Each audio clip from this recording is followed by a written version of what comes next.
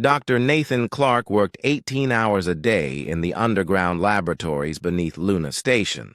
His team of scientists had been given an impossible task: find a way for human technology to fight alien ships that were hundreds of years more advanced.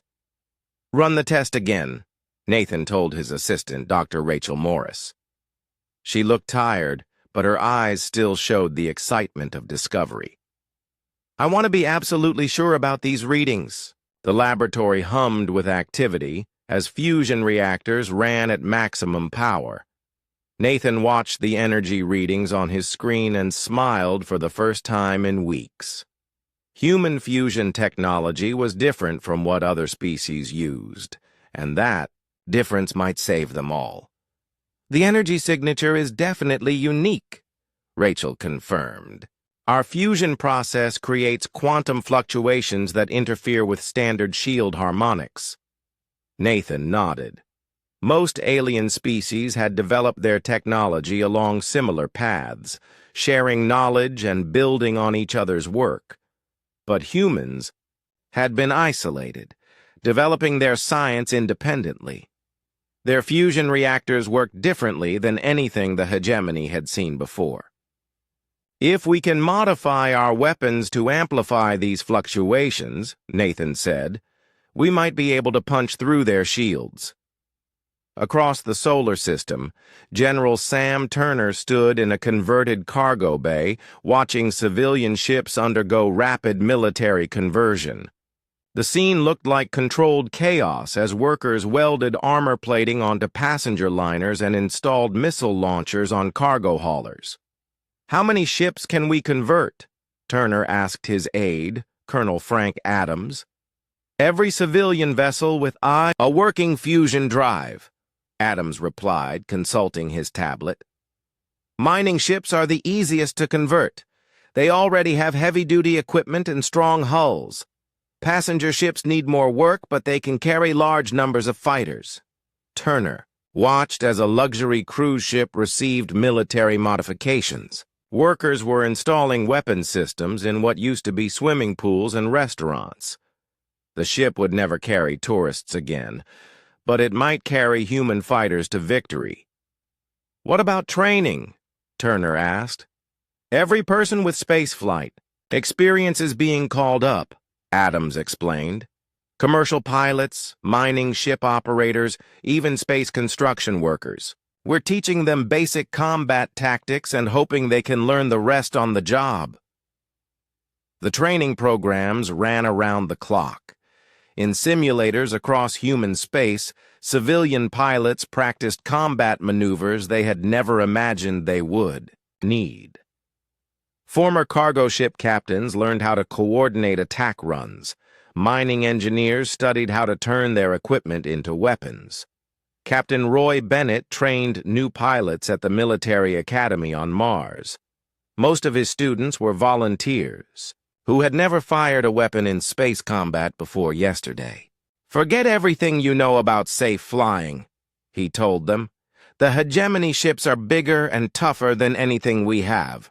You can't fight them like a normal enemy." A young pilot raised her hand. "Then how do we fight them, sir?" Bennett smiled grimly. "We fight dirty. We use our speed and size against their strength. And if necessary, we ram them." The pilots looked shocked. Ramming was considered a last resort, something you only did when your ship was already doomed. "Sir, that's suicide," another pilot said. "Maybe," Bennett agreed. "But a suicide run that takes out a hegemony ship is better than dying for nothing. Remember, they expect us to fight fair. They expect us to follow the rules of civilized warfare. We're going to disappoint them." On the colony world of New Boston, Commander Kate Brooks supervised the evacuation of non-combatants. But many colonists refused to leave their homes. "This is our world," said Farmer Bill Parker, speaking for a group of colonists. "We built this place from nothing. We're not running away just because some aliens tell us to." Kate understood their feelings, but she also understood military reality. The hegemony fleet will destroy anything that resists them. If you stay, you'll die." "Then we'll die fighting," Parker replied. "But we won't abandon our homes." Kate realized that she was seeing something the hegemony had never encountered before. Every other species they had conquered had been reasonable. When faced with overwhelming force, they had surrendered to avoid unnecessary death. But humans weren't being reasonable. The colonists organized themselves into militia units. Farmers who had spent their lives growing crops now learned to operate mining lasers as weapons. Construction workers who had built cities now prepared to tear them down rather than let aliens claim them. Children too young to fight helped build defensive positions. Elderly colonists who couldn't carry weapons served as spotters and communications operators. Everyone contributed to the defense, even though everyone knew the odds were hopeless. Similar scenes played out across human space. The hegemony had given humanity 6 months to withdraw, expecting that time would allow for orderly evacuation. Instead, humans used those months to prepare for war. Dr. Clark's team made breakthrough after breakthrough. They learned to modify human weapons to exploit weaknesses in alien technology. They developed new shield systems based on captured hegemony equipment. Most importantly, they created hybrid technologies that combined human innovation with alien science. "We can't match their firepower," Nathan explained to President Campbell during a video call. "But we can make our ships unpredictable. Their sensors are designed to read standard energy signatures. Our modified systems will confuse their targeting computers." President Campbell nodded.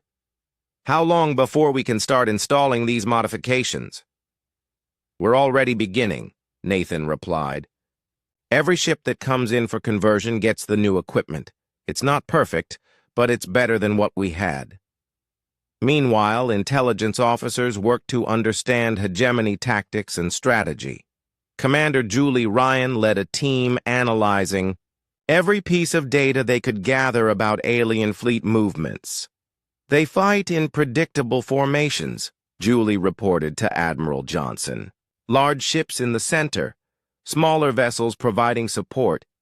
They rely on overwhelming firepower to end battles quickly." "What about their response time?" Johnson asked. "Slow," Julie said with satisfaction. "They take time to analyze situations and make decisions. Their command structure is very formal, with lots of layers between field commanders and fleet admirals. This information shaped human tactical planning.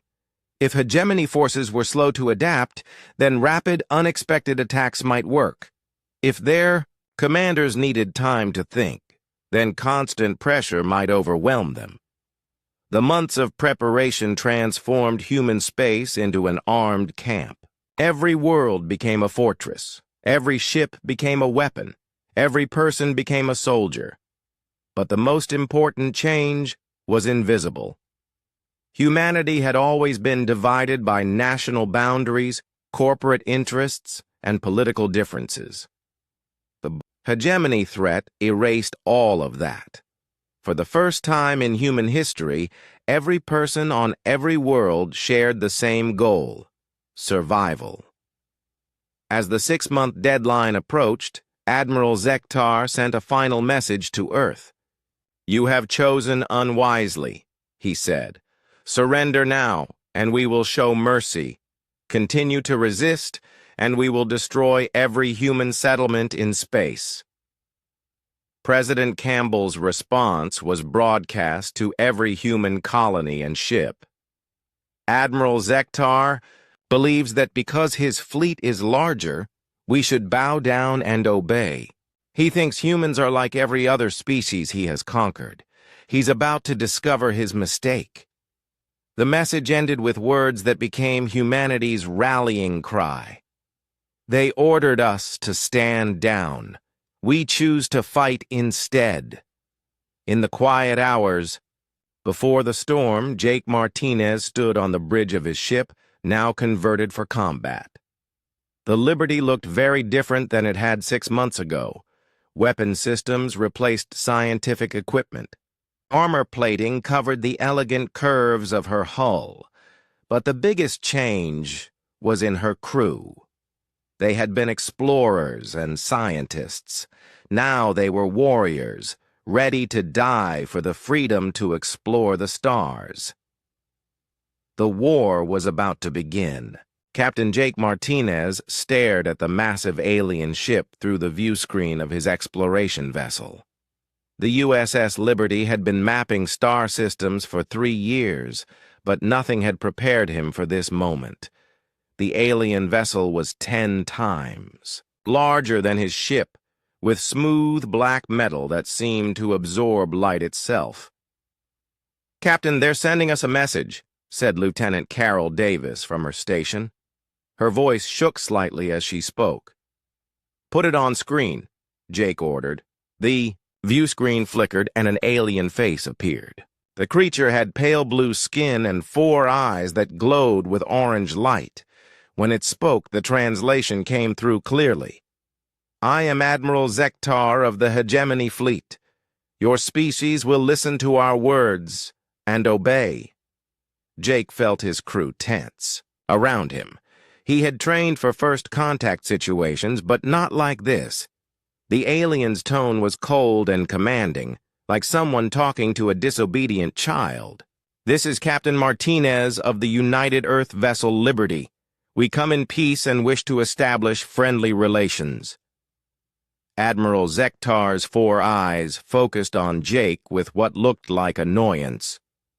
"Peace is not your choice to make, human. Your species has spread across 47 star systems in the past century. This expansion ends now." The alien continued speaking, and each word felt like a hammer blow. "The hegemony has ruled this region of space for over 10,000 years. 12 species serve under our guidance, maintaining order and stability. Your rapid growth threatens this balance." Jake exchanged glances with his second officer, Commander Bill Rogers. Neither man had expected anything like this. They had hoped to find new worlds for human colonies, not run into an alien empire. "You have 6 months to withdraw all human presence to your home system," Admiral Zektar declared. "All colonies will be abandoned. All military vessels will return to Earth. Your fusion technology will be surrendered to hegemony control." "That's impossible," Jake said before he could stop himself. "Those colonies have millions of people. They can't just leave everything behind." "They will leave, or they will be removed," the alien replied. "This is not a negotiation. This is an order." The transmission ended abruptly, leaving Jake and his crew staring at a blank screen. The alien ship hung in space like a dark promise of what would come if humanity refused to obey. 3 days later, Jake stood in the emergency session room on Earth. President Lisa Campbell sat at the head of a long table, surrounded by military leaders, diplomats, and scientists. The room buzzed with tense conversation as people tried to understand what they faced. "The situation is clear," said Admiral Pete Johnson, head of Earth Defense Command. He was a tall man with gray hair and tired eyes. "Our long-range sensors show over 3,000 hegemony ships positioning themselves at the edge of human space." Dr. Karen White, the head of Colonial Affairs, shook her head. "We can't abandon the outer colonies. New Boston alone has 8 million people. They don't have enough ships to evacuate everyone, and even if they did, where would they go?"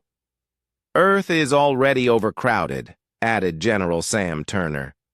"We started the colony program because our home planet couldn't support the growing population. If everyone comes back, we'll face massive food shortages and social collapse." Diplomat Richard Hayes leaned forward in his chair. He was a thin man who always looked worried. and today he looked more worried than usual. Perhaps we should consider compliance. The hegemony clearly has superior technology and numbers. Fighting them would be suicide. Would it? President Campbell asked quietly. Her voice cut through the arguing voices around the table. Admiral Johnson, what do our war games tell us? Admiral Johnson pulled up a holographic display showing ship numbers and battle scenarios. Our entire fleet consists of 800 combat vessels. Most are patrol ships and destroyers. We have only 12 heavy battleships. He paused, looking around the room. The hegemony fleet we've observed includes ships larger than anything we've ever built. Their smallest vessels appear to be the size of our battleships. In a direct confrontation, we would lose quickly and completely. The room fell silent. Everyone understood what those numbers meant. Humanity faced an enemy that could destroy them without much effort. However, Admiral Johnson continued, our analysis shows some interesting points. Human ships are faster and more maneuverable than hegemony vessels. Our fusion reactors produce more power per unit of mass. And our crews train differently than theirs? What do you mean? Asked President Campbell. The hegemony has ruled for 10,000 years, explained Dr. Nathan Clark, humanity's leading physicist. They've had peace and stability for so long that they might not understand how we fight. Every human pilot trains for emergency situations. Every ship captain learns to make quick decisions under pressure. General Turner nodded slowly. Our people grew up on frontier worlds. They know how to survive when everything goes wrong. They know how to fight with whatever tools they have. President Campbell stood up and walked to the large window that showed Earth below. The blue planet looked peaceful from this height, but she knew that peace was about to end. So our choices are simple, she said. We can obey the hegemony and watch our colonies die slowly, or we can fight and possibly die quickly. There's a third option, said Commander Kate Brooks from the Colonial Defense Corps. She was young for her rank, but her voice carried the confidence of someone who had faced danger before. We can fight and win. Several people around the table looked at her like she had lost her mind. The numbers were clear. Humanity couldn't win a war against the hegemony. Explain, President Campbell said. Kate stood up and activated her own holographic display. The hegemony expects us to fight like they do. Big fleets facing each other in open space, following the rules of civilized warfare. But we don't have to follow their rules. She changed the display to show human colony worlds. Every colony has mining ships, cargo vessels, and civilian transports. Every colonist knows how to operate heavy machinery and work in dangerous conditions. We don't just have 800 military ships. We have thousands of vessels that could be turned into weapons. You're talking about using civilians in combat, Hayes protested. That's against every law of war. Whose laws? Kate asked. The hegemony's? They're not offering us a choice here. They want us to disappear quietly so they can maintain their perfect order. President Campbell turned back to face the room. She had made her decision, and everyone could see it in her eyes. The hegemony believes that because they're bigger and stronger, they can tell us how to live our lives. They think we'll obey because resistance seems impossible. She paused, looking at each person around the table. They're about to learn something about humanity. We don't calculate the odds before we decide what's right. The vote was close, but clear. Humanity would not stand down. They would fight, even against impossible odds. As the meeting ended, Jake found himself thinking about the alien admiral's words. The hegemony had ruled for 10,000 years, maintaining order and stability. but they had never faced humans before. They had never met a species that chose to fight instead of surrender. He wondered if they understood what they had started. The hegemony fleet arrived at Armstrong's Gate 3 days early. Captain Roy Bennett was finishing his morning coffee when the alarm klaxons began screaming throughout his destroyer, the USS Defiance. "Contact report!" Bennett shouted as he ran onto the bridge. His crew was already at battle stations, their faces tense with the knowledge that this moment would define everything. 12 large vessels dropping out of hyperspace, reported Lieutenant Tony Garcia from the sensor station. "They're moving into attack formation." Bennett studied the tactical display and felt his stomach drop. The lead hegemony ship was massive, larger than anything in the human fleet. Its dark hull gleamed with energy shields that flickered like aurora lights around its surface. "Size estimate on that dreadnought?" Bennett asked. 2 kilometers long, sir. Mass readings are off the charts." Bennett's ship was 300 meters long and considered a heavy destroyer. He was looking at an enemy vessel almost 7 times his size. The smart thing to do would be to retreat and report the enemy's position. But retreat wasn't an option anymore. "Open a channel to all human ships in the system," Bennett ordered. "This is Captain Bennett to all vessels. The war starts now. Show them what humans are made of." The first shots came from the hegemony fleet. Beams of energy lanced across space, striking the human patrol ships with devastating accuracy. The USS Ranger exploded in a ball of fire, killing all 60 crew members in seconds. Bennett watched his friends die and felt something cold settle in his chest. "All weapons, target the lead ship, full power to engines." "Sir, we can't hurt something that big," his weapons officer protested. "Maybe not," Bennett agreed, "but we're going to try." The Defiance accelerated directly toward the hegemony dreadnought. Bennett's crew fired everything they had, but their missiles and energy beams barely scratched the alien ship's shields. The massive vessel began turning its main guns toward them. "Captain, they're charging their primary weapon," Garcia reported. "If that hits us—" "It won't," Bennett said calmly. He activated the ship's intercom so his entire crew could hear him. "Today we show the galaxy that humans don't surrender. Today we prove that some things are worth dying for." The hegemony dreadnought fired its main weapon, a beam of energy that could have destroyed a city. But the Defiance wasn't where the alien gunners expected it to be. Bennett had ordered maximum acceleration at the last second, diving below the enemy ship's firing arc. "Ramming speed!" Bennett ordered. "All hands, brace for impact." The crew understood what he was doing. They were going to ram the alien ship and detonate their fusion core on impact. It was suicide, but it might damage the enemy enough to matter. "Sir, my wife, my kids," began Lieutenant Garcia. "They'll remember you as a hero," Bennett replied. "Everyone will remember what we do here." The Defiance struck the hegemony dreadnought's hull at maximum velocity. The impact crushed the human ship like an egg, but Bennett had timed it perfectly. The fusion core overloaded and exploded just as they penetrated the alien vessel's shields. The explosion tore through both ships. The massive dreadnought, designed to survive attacks from other capital ships, had no defense against an enemy willing to die to hurt them. The blast ruptured its hull and destroyed its primary systems. Both vessels died together in a ball of nuclear fire.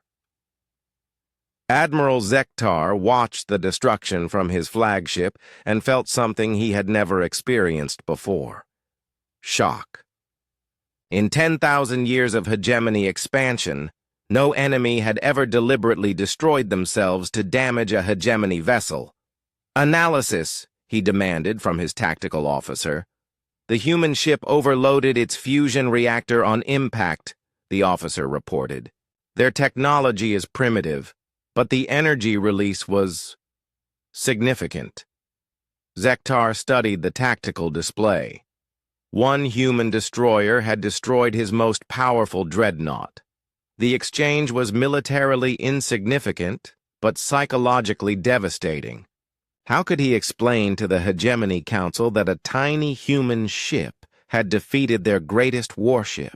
News of Bennett's sacrifice spread through human space faster than the speed of light.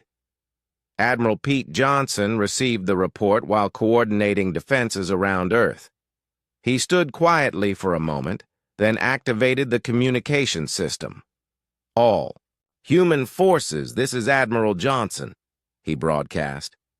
"Captain Bennett and the crew of the Defiance have just proved something important. Hegemony ships can be destroyed. Hegemony shields can be penetrated. They bleed, they die, and we can kill them." The message reached every human ship and colony within hours. Rather than demoralizing humanity, Bennett's death became a rallying cry. If one small destroyer could kill a dreadnought, then maybe humanity had a chance after all. The first major battle began at the mining colony of Haven's Rest. Commander Steve Parker commanded a squadron of converted cargo ships and mining vessels. His force looked ridiculous compared to the sleek Hegemony patrol fleet approaching the colony. "Remember," Parker told his pilots, "we're not trying to win a fair fight. We're trying to survive long enough to hurt them." The Hegemony commander, Sub-Admiral Kelthanor, approached Haven's Rest with confidence. His 6 warships could easily destroy the human colony and its pathetic defense force. The humans had learned nothing from their defeat at Armstrong's Gate. Parker led his squadron into the asteroid belt surrounding Haven's Rest. The mining ships were clumsy and slow, but they had advantages the Hegemony didn't understand. Human miners knew every rock in the belt. They had spent years navigating through the floating debris at high speed. "Spring the trap," Parker ordered when the Hegemony ships entered the asteroid field.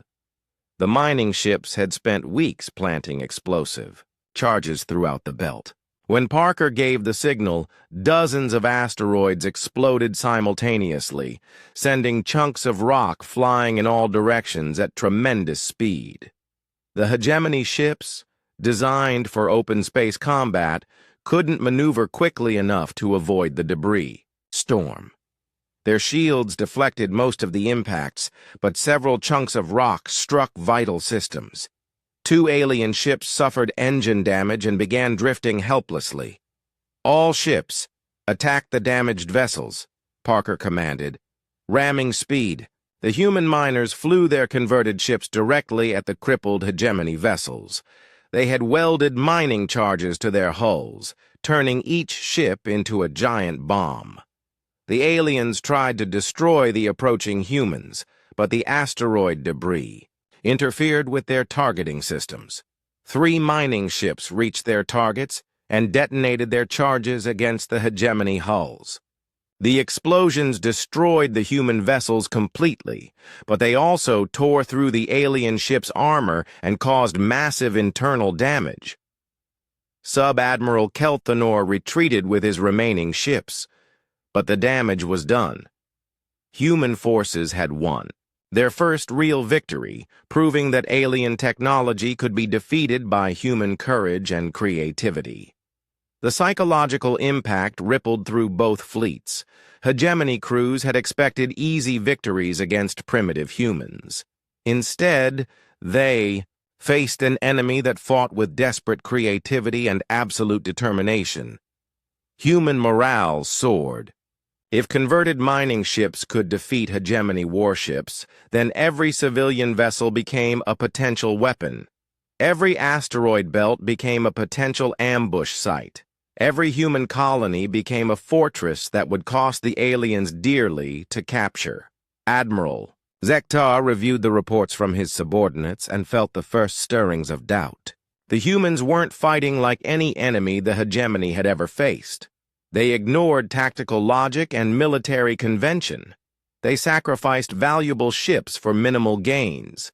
They used civilian vessels in combat operations. Most disturbing of all, they showed no sign of surrender even when defeat was certain. Every hegemony victory cost more than it should. Every human loss inflicted damage beyond its apparent military value. The war had barely begun, and already Zektar could see that this conflict would be unlike anything in hegemony history. The humans weren't just resisting conquest. They were changing the very nature of warfare itself. On Earth, President Campbell received reports of the early battles with mixed emotions. Humanity was losing ships and lives at an alarming rate, but they were also proving that the hegemony could be hurt. "We're not going to win this war through superior technology or greater numbers," she told her advisors. "We're going to win by being more willing to sacrifice than they are to conquer." The war had begun with blood and fire, but in that fire, humanity had forged something new: the knowledge that they could fight back against impossible odds and make their enemies pay for every victory. The galaxy was about to learn what happened when humans chose to fight instead of surrender. Admiral Vexhai studied the battle reports in his private chambers aboard the hegemony flagship Eternal Order.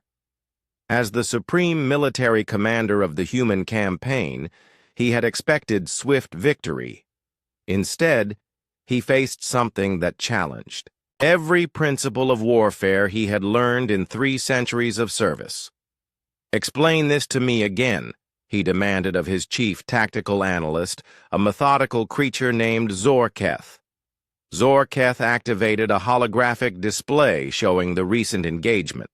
At Haven's Rest, the humans deliberately flew their ships into our vessels and detonated their power cores on impact. They sacrificed 12 ships to destroy 2 of ours. "That makes no strategic sense," Vexhai said, his 4 arms gesturing in frustration. "They lost 6 times more vessels than we did. By any logical calculation, they suffered a crushing defeat. Yet their remaining forces celebrated it as a victory," Zorketh replied. "Our intelligence intercepts show increased morale across all human colonies. They view the exchange as proof that they can damage our fleet." Vexhai had commanded fleets for longer than human civilization had existed. He had conquered 17 species and brought them peacefully into the hegemony. Every previous enemy had eventually recognized the futility of resistance and surrendered to preserve their lives. But humans calculated victory differently. They seemed willing to accept any losses as long as they inflicted some damage in return. It was illogical, wasteful, and completely outside hegemony military doctrine. On Earth, General Sam Turner stood before a massive holographic map showing human space. Red indicators marked hegemony fleet positions, while blue dots represented human forces. The red greatly outnumbered the blue, but Turner smiled as he studied the tactical situation. "They're spreading their forces thin," he told Admiral Johnson. "They expected us to concentrate our fleet for a decisive battle. Instead, we're forcing them to chase us across dozens of systems." Turner had abandoned conventional military strategy in favor of what he called chaos doctrine. Human forces avoided major engagements, instead striking at isolated hegemony ships and retreating before reinforcements could arrive. "Every attack follows the same pattern," Turner explained to his staff officers. "Hit hard, hit fast, and sacrifice. Everything to maximize damage. We're not trying to win territory. We're trying to make this war too expensive for them to continue." Captain Beth Morgan commanded one of the most successful human raiding squadrons. Her force consisted of converted civilian ships that looked harmless until they opened fire. She had painted her flagship, a former passenger liner, with the colors of a medical transport. That's against the laws of war, her executive officer had protested when she first suggested the deception. Whose laws? Morgan had replied. The hegemony isn't offering us prisoners of war status. They're offering us extinction. We fight by our rules now. Morgan's squadron had just completed a raid on a hegemony supply convoy. 3 alien freighters had been destroyed, along with their escort ships. The human cost had been severe. 5 ships lost with all hands, but the strategic impact was enormous. Supply lines are warfare, Morgan explained to her surviving captains.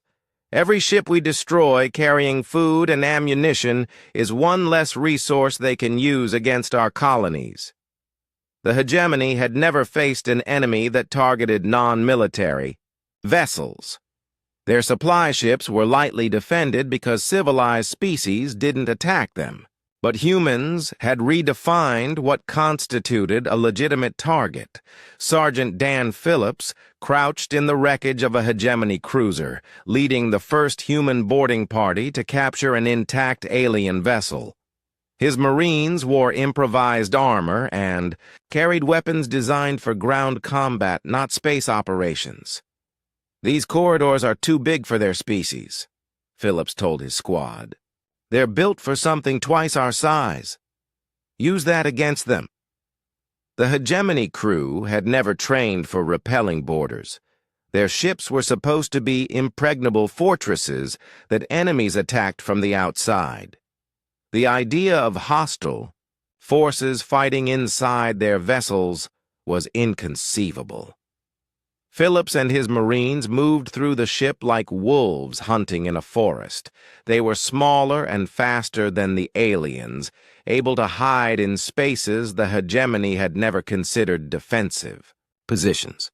They used maintenance shafts and storage compartments to outflank the larger alien defenders. We're not trying to capture the whole ship, Phillips reminded his team. We just need to reach the computer core and download their tactical data. The mission succeeded beyond all expectations. The Marines not only captured vital intelligence, but also learned how to operate hegemony technology. Within weeks, human engineers were installing alien shield generators on human ships. Dr. Nathan Clark worked around the clock in his expanded laboratories, now filled with captured alien equipment. His team had made remarkable progress in understanding hegemony technology, but what excited him most were the possibilities for hybrid systems. Their shields operate on completely different principles than ours, Nathan explained to President Campbell during their weekly briefing. But when we combine human power sources with alien shield generators, we get something neither species anticipated. The first human ships equipped with modified alien technology appeared at the Battle of Meridian Station. Commander Lisa Wright commanded a squadron of hybrid vessels that confused hegemony sensors and targeting systems. They can't lock onto us, Wright reported with satisfaction. Their computers are trying to analyze energy signatures that don't exist in their databases. The hybrid ships proved devastatingly effective. They could penetrate hegemony formations, strike at vital targets, and escape before the aliens could respond effectively. Human losses remained heavy, but now every engagement inflicted serious damage on the enemy. Admiral Vexhai received increasingly disturbing reports from his fleet commanders. Human tactics grew more unpredictable with each battle. They used converted hospital ships as missile platforms. They hid weapons in asteroid mines. They sent fake surrender signals and then rammed their ships into any alien vessel that approached. They fight without honor, complained Sub-Admiral Tekfor after losing 3 ships to human suicide attacks. They break every convention of civilized warfare. Honor is a luxury for species that can afford to lose, Vexhai replied grimly. The humans are fighting for survival. They will use any tactic that causes us damage. The psychological impact on hegemony crews became a serious problem. Alien soldiers had been trained to fight honorable enemies who followed predictable patterns. Instead, they faced humans who attacked from unexpected directions, using impossible tactics. Several hegemony ships retreated from battles they should have won easily. Crew members reported stress symptoms unknown in previous conflicts. Some requested transfer away from the human front, claiming the enemy was unnaturally violent. Captain Julie Ryan commanded a wolf pack of civilian vessels that had become legendary among human forces. Her flagship, the Rebel's Dream, had once been a luxury yacht. Now it carried enough firepower to destroy ships 10 times its size. The secret is mobility, Ryan explained to her squadron commanders. We hit their supply lines, their isolated patrols, their repair stations. We never give them a chance to pin us down for a real fight. Ryan's tactics reflected the broader human strategy. Instead of defending fixed positions, human forces became a swarm of individual threats. Every converted civilian ship was a potential ambush. Every asteroid belt might hide a squadron of raiders. The hegemony found themselves fighting an enemy that was everywhere and nowhere. They could win any battle they could force, but they couldn't force battles against opponents who refused to cooperate. General Turner reviewed the latest casualty reports with mixed feelings. Human losses were enormous by any historical standard. In 6 months of fighting, humanity had lost over 400 ships and 50,000 personnel. But hegemony losses were also mounting. Over 200 alien vessels had been destroyed, and many more had suffered damage requiring extensive repairs. More importantly, hegemony morale was beginning to crack. They expected a quick, clean victory, Turner told Admiral Johnson. Instead, we're giving them a long, bloody war. Every day this continues, our chances improve. The war had evolved into something unprecedented in galactic history. The hegemony possessed overwhelming technological and numerical superiority, but humans had advantages their enemies couldn't understand. Desperation, creativity, and the absolute refusal to accept defeat. On the colony world of New Texas, civilians watched hegemony ships approach their orbital defenses. They knew the outcome was inevitable, but they had prepared surprises for their conquerors. Let them come, said Mayor Frank Davis, a former cargo pilot who now commanded the Planetary Defense Force. We'll show them what it costs to take a human world. The galaxy was beginning to understand that humans didn't fight wars to win them. They fought wars to make their enemies pay such a terrible price for victory that conquest became indistinguishable from defeat. And in the deep space between stars, Admiral Vexhigh stared at casualty reports and began to wonder if the hegemony had made a terrible mistake when they ordered humanity to stand down. The war had been raging for 8 months when the hegemony finally realized they were fighting a completely different kind of enemy. On the agricultural world of New Denver, farmer Frank Adams stood in his cornfield watching alien ships burn in the atmosphere above his home. That's the 3rd patrol this week, said his neighbor, Carol Stevens, as she checked the missile launcher hidden in her barn. Both farmers had been growing crops just a year ago. Now they were guerrilla fighters, using farm equipment to shoot down alien aircraft. Frank activated his communication device, a piece of technology cobbled together from farming sensors and captured alien components.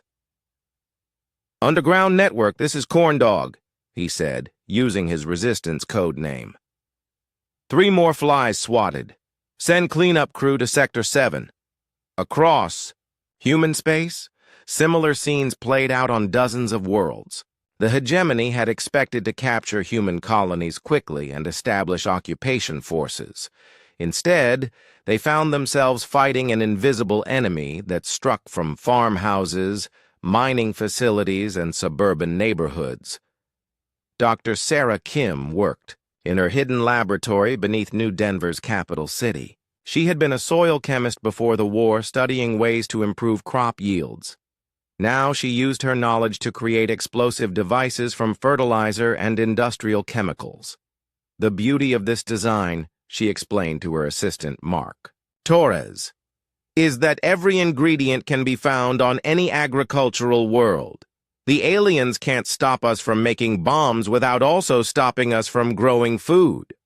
Sarah's improvised weapons were being used throughout human space. The hegemony had superior technology, but humans had something more valuable: the knowledge of how to survive and fight using whatever materials were available. In orbit around New Denver, Captain Julie Ryan's squadron prepared for another hit-and-run attack. Her ships no longer looked like the civilian vessels they had once been. Months of combat had turned them into hybrid war machines, covered with improvised armor and bristling with weapons. Intelligence reports a hegemony supply convoy approaching the outer system, Ryan told her captains. 6 freighters with 3 escort ships.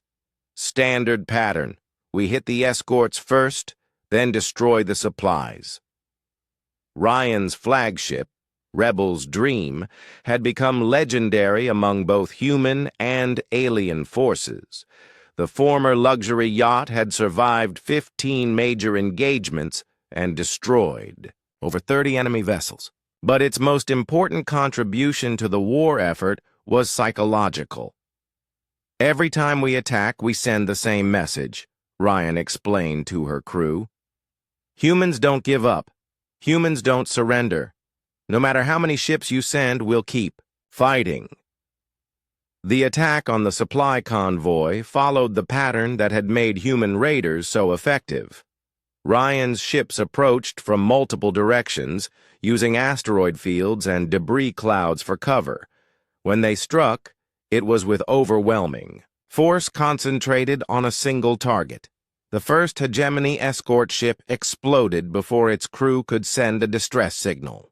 The second managed to return fire, but human ships were already accelerating away at maximum speed. The third escort tried to pursue but ran directly into a minefield Ryan's engineers had planted the previous week. All escorts neutralized, reported Commander Dave Wilson from his converted mining ship. Beginning attack on the freighters. The supply ships tried to escape, but they were too slow and too large. Human fighters swarmed around them like angry insects, firing missiles and energy weapons at point-blank range. Within minutes, all 6 freighters were destroyed. The convoy's cargo had included food, ammunition, and replacement parts for hegemony ships. Its destruction meant that several alien vessels would have to operate on reduced rations and delayed maintenance schedules.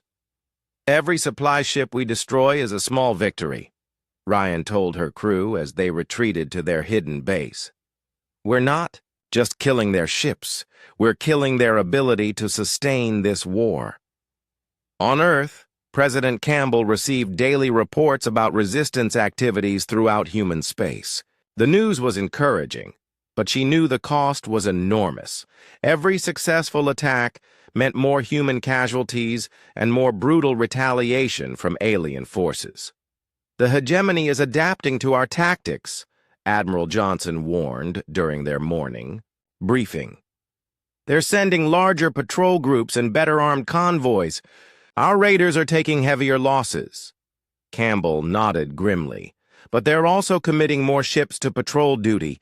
Every vessel they use to hunt our raiders is one less ship available for major offensive operations. The strategy was working, but at a terrible price. Human colonies were being bombed regularly in retaliation for resistance activities. Civilian casualties mounted daily as the hegemony grew more frustrated with their inability to establish control. Dr. Nathan Clark's research teams had made another breakthrough in reverse engineering captured alien technology. Working with equipment salvaged from destroyed hegemony ships, they had created the first truly hybrid human-alien vessels. "We're calling them ghost ships," Nathan explained to a gathering of military commanders. "They use human engines for speed and maneuverability, but alien shields and weapon systems for protection and firepower." Captain Alex Turner, the son of General Turner, commanded the first squadron of ghost ships. His vessel, the USS Phantom, looked like no ship ever built by either species. Human engineering had been combined with alien technology to create something entirely new. "The psychological impact is as important as the tactical advantage," Turner told his pilots. "When hegemony crews see our ships, they don't know what they're facing. Their sensors can't classify us properly, and their tactical computers don't know how to respond."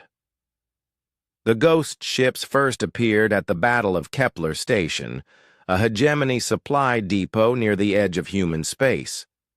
The alien commander, Sub-Admiral Vorth, watched in confusion as unidentified vessels approached his position. "Analysis of the approaching ships?" Vorth demanded from his tactical officer. "Unknown, sir. They appear to be using both human and hegemony technology. Our computers cannot classify them." The ghost ships attacked with devastating effectiveness. They moved like human vessels but fought with alien weapons. Their shields absorbed damage that should have destroyed them, while their weapons penetrated hegemony defenses with alarming ease. "They're using our own technology against us," Vorth realized as his supply depot exploded around him. "How is this possible?" Turner's squadron destroyed the depot and escaped before hegemony reinforcements could arrive. But more importantly, they had demonstrated that humans could not only capture alien technology but improve upon it. The success of the ghost ships led to accelerated production of hybrid vessels. Human shipyards worked around the clock to convert existing ships and build new ones using captured alien components. Every engagement that resulted in hegemony wreckage provided materials for more ghost ships. Meanwhile, resistance activities intensified on occupied human worlds. The hegemony had established garrison forces on several colonies, but they found themselves under constant attack from an enemy they couldn't see or predict. On New Boston, Resistance leader Tom Murphy coordinated attacks against alien patrol, Roots. His fighters used knowledge of local terrain to set ambushes that devastated hegemony ground forces. "They move in predictable patterns," Murphy explained to his cell leaders. "They follow their training manuals and established procedures. We change our tactics every day." The resistance fighters used everything from hunting rifles to industrial mining equipment as weapons. They hid in storm drains, abandoned buildings, and natural cave systems. When alien forces searched one area, the humans simply moved to another. But the most effective resistance weapon was information. Human civilians reported alien movements to resistance cells, who passed the intelligence to orbital raiders. This network allowed human forces to anticipate hegemony operations and respond before the aliens could achieve their objectives. Colonel Linda Foster commanded the Special Operations Group, an elite unit that conducted the most dangerous resistance missions. Her team specialized in sabotage, assassination, and the capture of high-value alien technology. "We're not just fighting for territory," Foster told her operatives. "We're fighting for the idea that free people don't bow down to bullies. Every mission sends that message to the galaxy."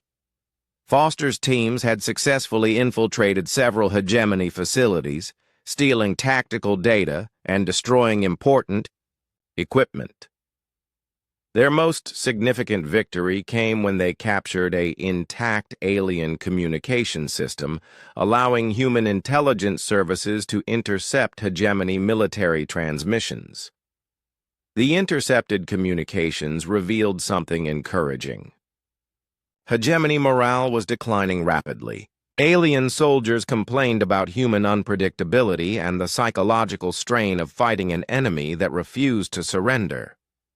"They're starting to question whether this war is worth fighting," reported Intelligence Chief Karen White during a briefing with President Campbell. "Some hegemony units are requesting transfer away from human space." The war had evolved into something unprecedented in galactic history. The hegemony possessed overwhelming firepower and technological superiority, but they were fighting an enemy that couldn't be defeated through conventional means. Human forces had transformed from a traditional military into something new, a hybrid of regular troops, civilian resistance fighters, and the massive hegemony fleet dropped out of hyperspace at the edge of Earth's solar system like a dark storm gathering on the horizon. Admiral Pete Johnson watched from Guardian Station, humanity's primary orbital defense platform, as his sensors counted ship after ship materializing in the void. "Final count, Admiral," reported his tactical officer, Commander Helen Ross. Her voice remained steady, but Johnson could see the fear in her eyes. 1,537 vessels. They've brought everything." Johnson nodded grimly.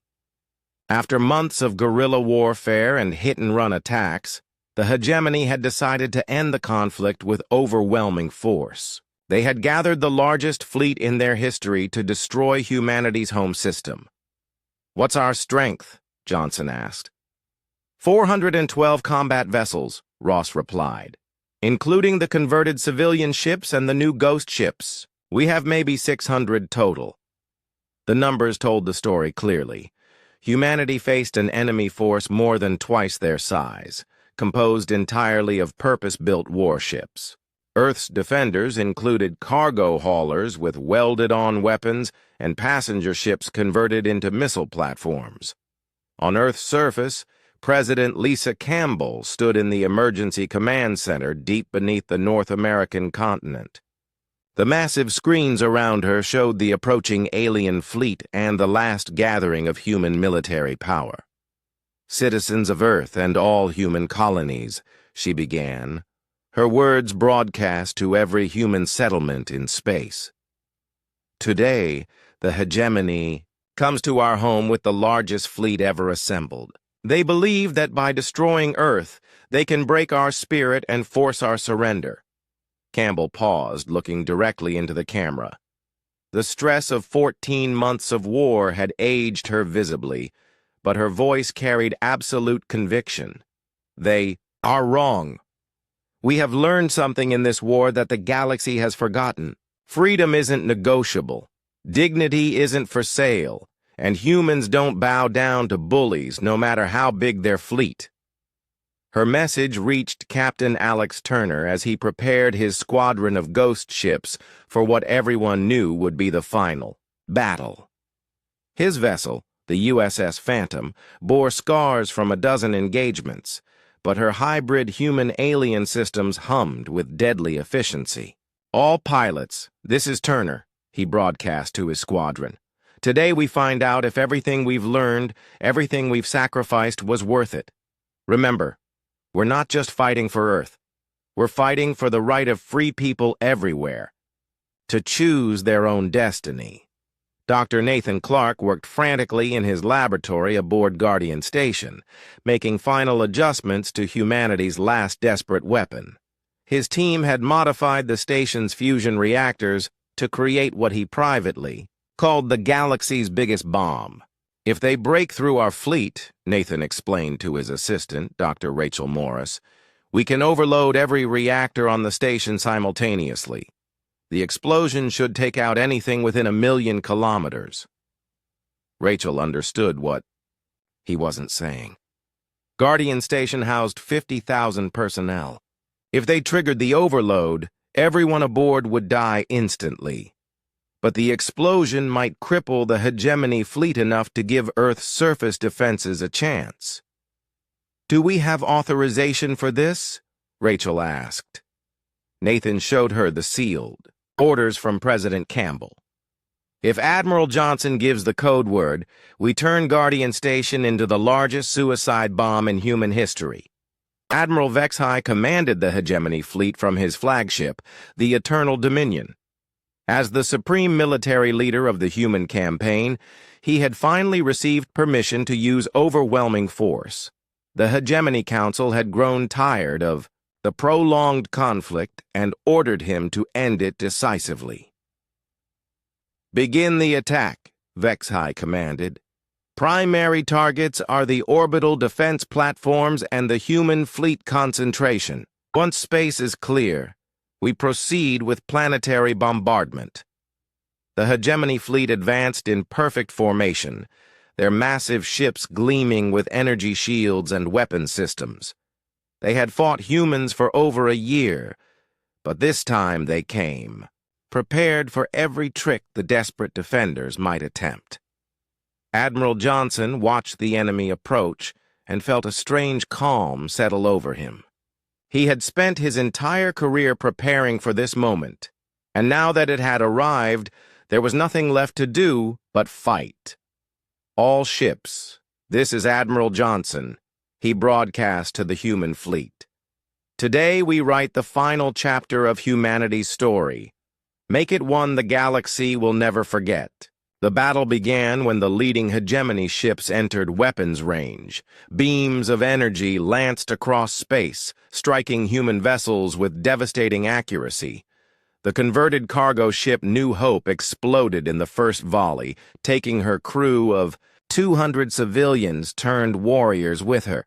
But human ships didn't retreat. Instead, they accelerated toward the enemy fleet, firing everything they had while closing to ramming distance.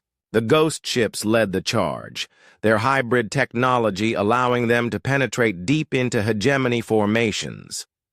Captain Turner's USS Phantom dove between two alien dreadnoughts, her weapons tearing into their hulls at point-blank range. The ship's alien-designed shields absorbed devastating return fire while her human engines provided the speed to escape before the enemies could coordinate their response. "All ghost ships, implement Turner Protocol," Alex commanded.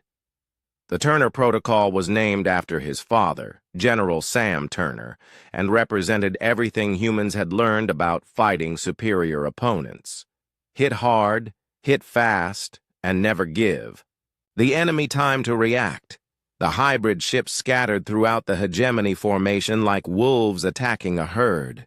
They were outnumbered 50-1, but their unpredictable tactics and hybrid technology created chaos in the alien ranks.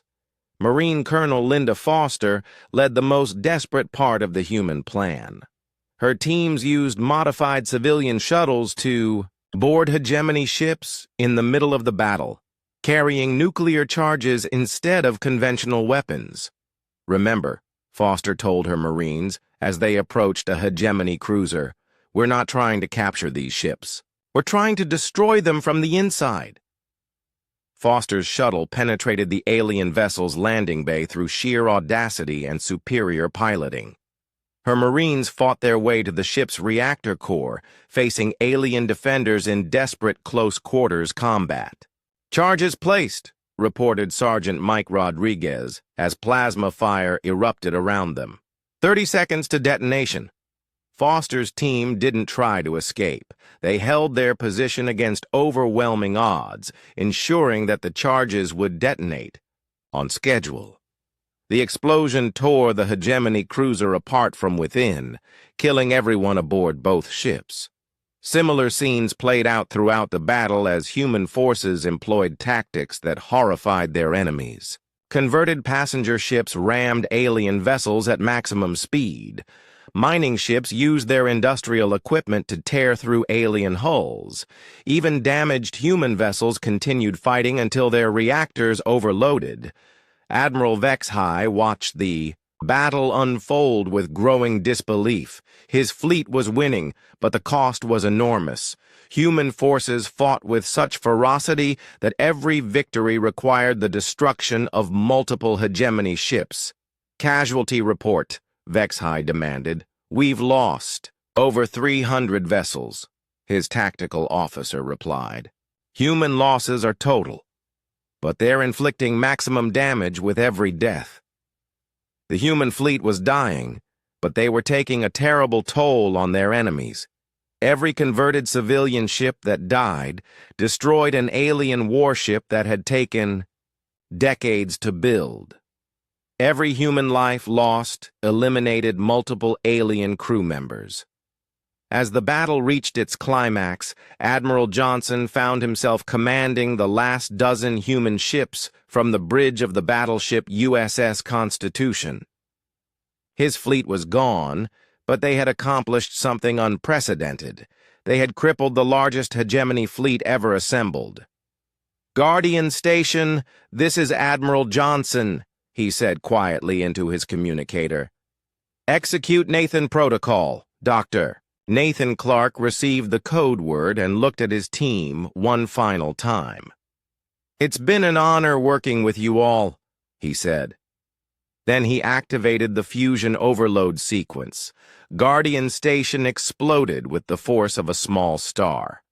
The blast vaporized everything within 500,000 kilometers and severely damaged hegemony ships throughout the system. Over 200 alien vessels were destroyed instantly, and hundreds more suffered critical damage. Admiral Vexhi's flagship survived the explosion, but barely.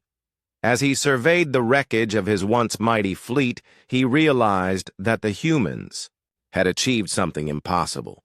They had turned certain defeat into strategic victory. "Fleet status?" he asked weakly. "Less than 400 ships operational," came the reply. "We no longer possess sufficient strength to complete the invasion. The Battle of Earth was over. Humanity had lost their home fleet, their primary defense, station, and over 200,000 military personnel. But they had broken the back of hegemony military power." On Earth's surface, President Campbell received the final battle reports with tears streaming down her face. Her people had paid the ultimate price, but they had proven something important to the galaxy. "The hegemony came here with 1,500 ships to destroy us," she announced to the surviving human colonies. "They're leaving with less than 400. And we're still here." The war had reached its turning point.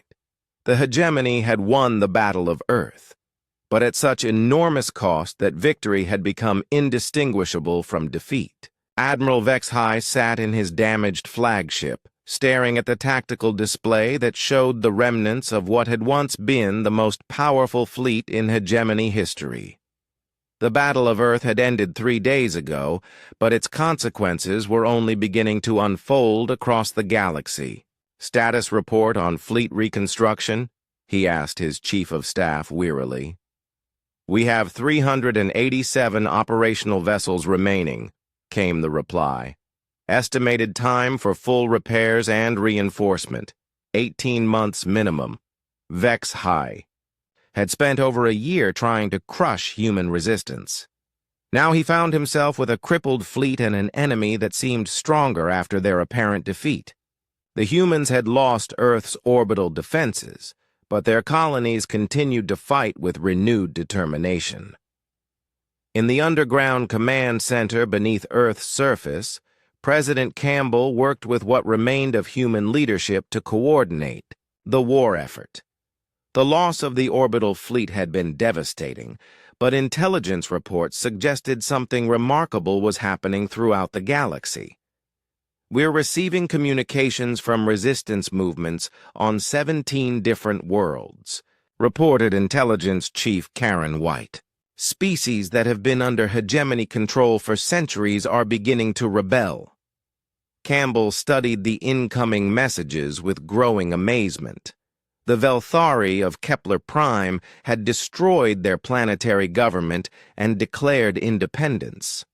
The mining colonies of the Zephyrian Empire had seized control of their industrial facilities. Even the peaceful Nethran had begun sabotaging hegemony installations. "What changed?" Campbell asked. "We did," White replied. Every species in this region watched humans fight the hegemony to a standstill. They're realizing that the aliens aren't invincible.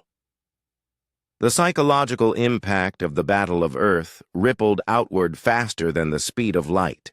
For 10,000 years, the hegemony had maintained control through the perception of overwhelming superiority. But humans had shattered that perception by inflicting massive casualties on the mightiest fleet ever assembled. Dr. Nathan Clark worked in his new laboratory, built in the ruins of Guardian Station's wreckage. His team had salvaged incredible amounts of alien technology from destroyed hegemony ships, creating opportunities for advancement that would have taken decades under normal circumstances. We're not just reverse engineering their systems anymore, Nathan explained to a gathering of human scientists. We're improving them. Human engineering approaches combined with alien technology are producing results neither species achieved alone. The first generation of truly hybrid vessels emerged from human shipyards 6 months after the Battle of Earth. These ships incorporated the best elements of both technologies, creating vessels that were faster than human ships and more maneuverable than alien ones. Captain Jake Martinez, promoted to admiral after his heroic actions in the early days of the war, now commanded the rebuilt human fleet from his flagship, the USS Liberation. The ship exemplified human innovation, combining captured hegemony systems with revolutionary human engineering. Fleet status report, Martinez requested, as he prepared for humanity's first major offensive operation since Earth. 86 hybrid vessels operational, reported his tactical officer, Commander Bill Rogers. Each ship incorporates technology from both species. Our computer models suggest they're superior to anything currently in the hegemony inventory. Martinez smiled grimly. The humans had learned something valuable from their apparent defeat. Sometimes you had to lose everything to discover what you were truly capable of achieving. The target for humanity's counterattack was the Kepler system, where the hegemony had established a major staging area for continued operations against human colonies. Intelligence suggested the facility housed over 200 alien ships and served as a command center for the entire region. This isn't just a military strike, Martinez explained to his fleet commanders. This is a message to every species in the galaxy. The hegemony can be defeated, and we're going to prove it. The hybrid fleet approached Kepler system using tactics that confused every sensor system the hegemony possessed. Human stealth technology had been combined with alien shield harmonics to create ships that were nearly invisible to conventional detection methods. Sub-Admiral Korth Vell commanded the Kepler Defense Force from his heavily fortified battle station. He had received warnings about new human ship designs, but his intelligence report suggested the humans were still recovering from their losses at Earth. "Sensor contact," reported his tactical officer. "Multiple vessels approaching from the outer system." Korth Vell studied his displays with growing confusion. The approaching ships registered as human vessels, but their energy signatures were unlike anything in his database. "Analysis?" he demanded. "Unknown, sir. They appear to be using hybrid technology that combines human and hegemony systems. Our targeting computers cannot establish reliable locks." The hybrid fleet struck with devastating precision. Martinez's ships moved like human vessels but fought with alien weapons that had been improved beyond their original specifications. They penetrated the Kepler defenses with ease, destroying key installations before the aliens could mount an effective response. But the most significant moment came when local alien populations joined the attack. The Velthari rebels, inspired by human example, launched simultaneous strikes against hegemony ground installations while Martinez's fleet engaged the space defenses. All human vessels, "This is Admiral Martinez," he broadcast. "Welcome our new allies to the fight for freedom." The combined human-alien assault overwhelmed hegemony defenses completely. Within 6 hours, the entire Kepler system had fallen to rebel forces. Over 100 hegemony ships were destroyed or captured, along with vital intelligence about alien operations throughout the region. But the victory's real importance was psychological. News of the Kepler liberation spread throughout the galaxy within days, proving that the hegemony could be defeated when free peoples fought together. Admiral Zektar, the original hegemony commander who had delivered humanity's ultimatum, found himself recalled to the Hegemony Council to explain the deteriorating situation. He stood before the 12-member council knowing that his career was over. How did a primitive species with inferior technology achieve such results? Demanded Council Prime Veltharok. "They didn't fight the war we expected," Zektar replied honestly. "Every assumption we made about human behavior proved incorrect. They value freedom more than survival. They fight harder when defeated than when victorious. And now they're inspiring other species to follow their example." The council members exchanged worried glances.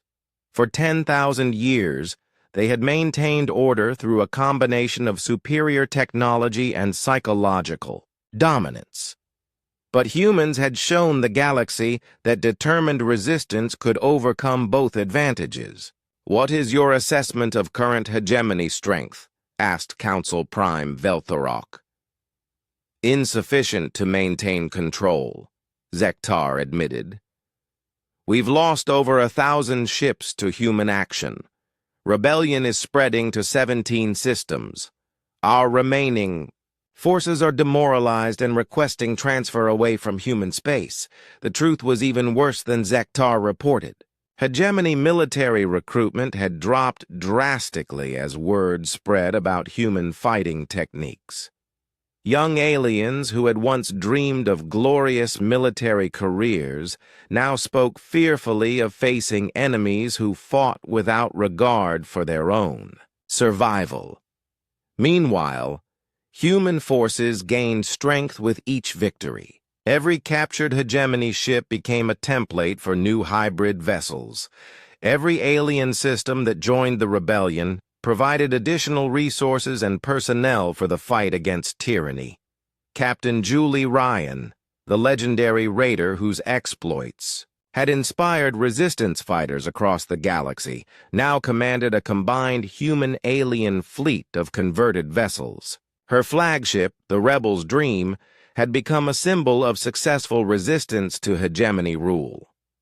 "The tide has turned," Ryan told her diverse crew of humans, Velthari, Zephyrians, and even a few defected hegemony personnel. "We're not just fighting for survival anymore. We're fighting for the freedom of every species in this region of space." Dr. Nathan Clark's research teams, now working with alien scientists who had joined the rebellion, made breakthrough after breakthrough in military technology. The combination of human creativity and alien knowledge produced innovations that surprised both species. "We're developing weapons systems that neither humans nor hegemony forces can effectively counter," Nathan reported to Admiral Martinez. "Our hybrid technology is creating entirely new categories of military hardware. The war that had begun with humanity standing alone against overwhelming odds had transformed into a galaxy-wide rebellion against hegemony tyranny. Species that had accepted alien rule for millennia were rediscovering the courage to fight for their independence. On Earth, President Campbell received reports of successful rebellions on dozens of worlds. The hegemony empire, which had seemed unshakable just 2 years earlier, was fragmenting as member species demanded the right to govern themselves. "We've accomplished something unprecedented," Campbell told her advisors. "We've shown the galaxy that freedom is contagious. Once people see it's possible to resist tyranny, They can't go back to accepting oppression. The neutral space station Harmony Point had been hastily constructed at the edge of contested space, serving as the meeting ground between two civilizations that had been locked in warfare for nearly 2 years. President Lisa Campbell walked through the station's central corridor, her security detail flanking her as she prepared for the most important negotiation in human history. The scars of war marked Campbell's face and hands, evidence of the bombardment that had struck Earth's capital during the darkest days of the conflict.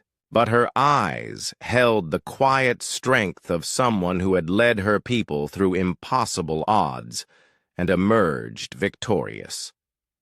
The hegemony delegation is already seated in Conference Room Alpha, reported her Chief of Staff, Director Paul Kim. Council. Prime Velthorok leads their team, along with Admiral Vexhai and 6 other council members. Campbell nodded, reviewing the intelligence reports one final time. The hegemony empire was collapsing faster than anyone had predicted.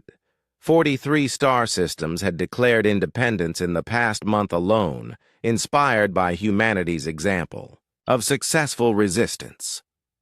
Admiral Jake Martinez accompanied the human delegation, representing the military forces that had proven human determination could overcome any technological disadvantage. His uniform bore the ribbons of 17 major engagements, but his most valued decoration was a simple medal crafted from the wreckage of Guardian Station.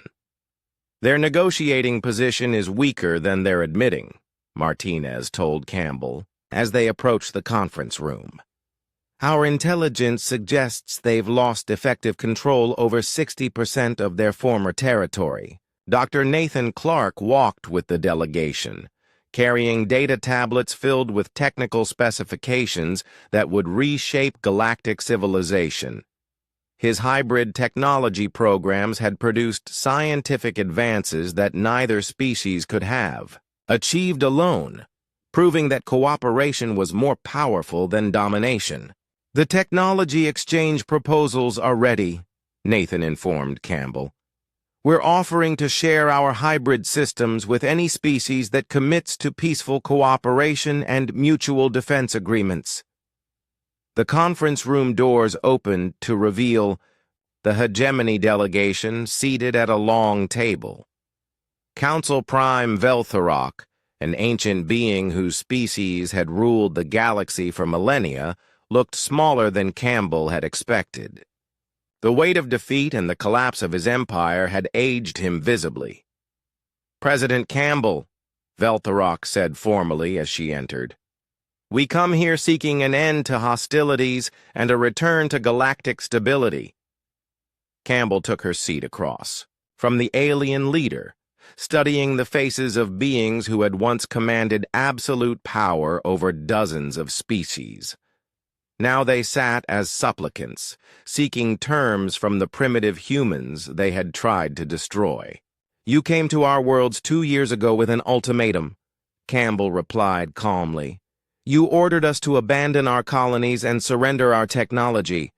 You expected us to obey because you were stronger. Admiral Vexhai shifted uncomfortably in his seat. He had delivered that original ultimatum, confident that human resistance would collapse within weeks. Instead, the war had shattered his fleet and broken hegemony power throughout the region. We underestimated human determination, Vexhai admitted. Your species fights with a ferocity we had never encountered. You sacrifice everything for principles we didn't understand. Campbell leaned forward, her voice carrying the authority of someone who had led her people through their darkest hour. We didn't fight this war to join your empire or to replace your dominance with our own. We fought to prove that free people don't bow down to bullies, regardless of their size or technology. The hegemony delegation exchanged glances. They had come expecting to negotiate terms of surrender or perhaps a favorable armistice. Instead, They faced a human leader who seemed more interested in principles than territory. "What are your terms?" asked Council Prime Veltharok. Campbell activated a holographic display showing the current political situation throughout the galaxy. Red areas indicated systems still under hegemony control, while blue showed independent worlds and human territory. Green marked the growing number of systems that had joined the new Galactic Freedom Alliance. "Complete recognition of human territorial sovereignty," Campbell began. "All human colonies retain full independence with no interference from hegemony forces." Veltharok nodded. This term was inevitable given the military situation. "Second, immediate cessation of all punitive actions against rebellious systems. Any species that chooses independence receives the same protection we're demanding for ourselves." This was more problematic. Several council members stirred uneasily as they realized Campbell was demanding the effective dissolution of their empire. Third, the establishment of the Galactic Freedom Alliance as a legitimate political entity with the right to accept new members and defend their independence. Admiral Vexhai spoke up. "You're asking us to legitimize the rebellion of our own member species." "I'm asking you to recognize what's already happened," Campbell replied. "Your empire is collapsing because you tried to rule through fear and overwhelming force. People who have seen that resistance is possible won't go back to accepting oppression." Dr. Nathan Clark activated his own display, showing technical specifications for the hybrid technologies that had proven so effective in combat. "In exchange, we offer full access to all technological developments resulting from human-alien cooperation. These advances could benefit every species in the galaxy." The offer was tempting. Human hybrid technology had demonstrated capabilities that exceeded anything either species had achieved independently. The promise of shared scientific advancement might compensate for the loss of political control. "There's one more term," Campbell continued. "The Hegemony Council agrees to transform from an imperial government into a voluntary confederation. Member species retain the right to leave at any time, and new members join only by free choice." Council Prime Veltharok was quiet for long minutes, considering the implications. What Campbell was proposing would end 10,000 years of hegemony, rule and replace it with something unprecedented, a galactic government based on consent rather than conquest. "You realize what you're asking," Veltharok said finally. "You want us to abandon everything our civilization has built." "I want you to build something better," Campbell replied. "A galaxy where species cooperate because they choose to, not because they're forced to. A civilization based on freedom rather than fear." The negotiations continued for 3 days, with both sides working through the complex details of galactic reorganization. The final treaty included provisions for mutual defense, technology sharing, and the gradual transformation of the hegemony into a voluntary confederation. But the most significant moment came when Veltharok signed the document that formally ended hegemony imperial rule. As he put down the ceremonial pen, he looked at Campbell with something approaching respect. "In 10,000 years, no species has ever forced us to change our fundamental nature," he said. "You have accomplished something we thought impossible." Campbell smiled, thinking of all the humans who had died to reach this moment. "We didn't force you to change. We just proved that change was possible. The choice was always yours." The Treaty of Harmony Point was announced to the galaxy within hours. The reaction was immediate and overwhelming. On dozens of worlds, species that had lived under alien rule for centuries celebrated their freedom. The Galactic Freedom Alliance gained 17 new members in the first week after the treaty's signing. Admiral Martinez returned to Earth aboard his flagship, the USS Liberation, to find crowds gathering at spaceports throughout the planet.